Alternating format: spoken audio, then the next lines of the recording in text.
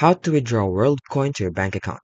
You need to first sell it for fiat currency like USD, Euro, or etc.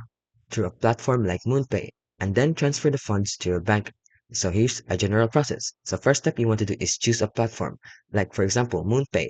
It's a popular platform that integrates with various wallets and allows you to sell your Worldcoin directly, or you can do some other crypto exchanges.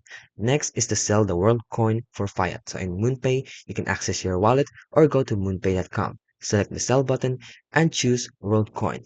Enter your email and complete the identify verification process. And then provide your bank account details and then follow the on-screen instructions to complete the transaction. And for crypto exchanges other than MoonPay, you can deposit your WorldCoin into the exchange, use the exchange's platform to convert WorldCoin to your desired fiat currency, and request a withdrawal.